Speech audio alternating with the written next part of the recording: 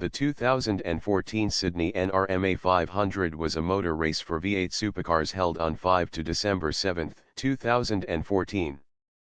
The event was held at the Homebush Street Circuit in Sydney Olympic Park, New South Wales, and consisted of 2 races of 125 kilometers and 1 race of 250 kilometers in length.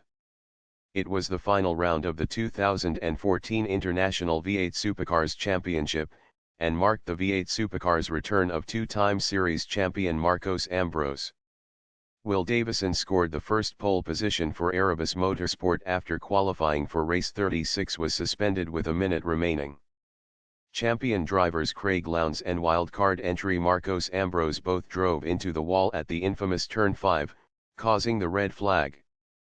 2014 Series champ Jamie Whincup took the lead from Davison at Turn 1 on the first lap. After pit stops, Walkinshaw Racing's Tim Slade took the lead and led for the majority of the race.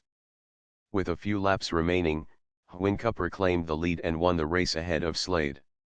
Rod Nash Racing's David Reynolds finished third, scoring his first and only podium finish of the season. The weather had overshadowed the start of race 37, possibly recreating a repeat of the 2010 event. The rain held off at the start of the race as Whincup shot from 4th on the grid to the lead after Turn 1. Ambrose had a shocking start to the second race after being spun around on Turn 1. The safety car was deployed on lap 19 after torrential rain proved hard for the drivers, too hard for David Wall, who didn't change for wet tires and collected the wall at Turn 2. Soon after, the race was red flagged after lightning and thunderstorms rolled in.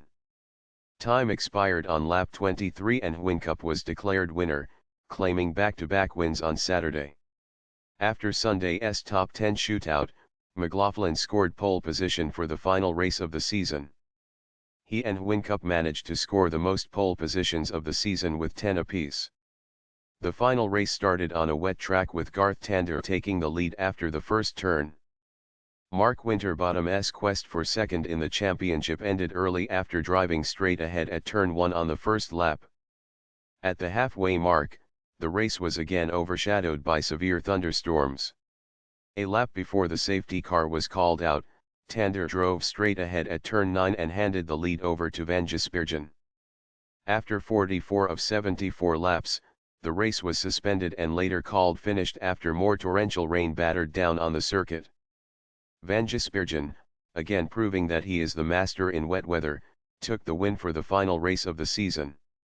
For the second event in a row, Tander narrowly missed out on a race win and had to settle for second position. Whincup collected his 6th championship trophy, a new record for the most championships in the ATCC/V8 Supercars.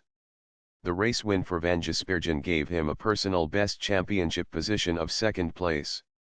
Winterbottom held on to finish 3rd in the championship after a disastrous weekend in Sydney.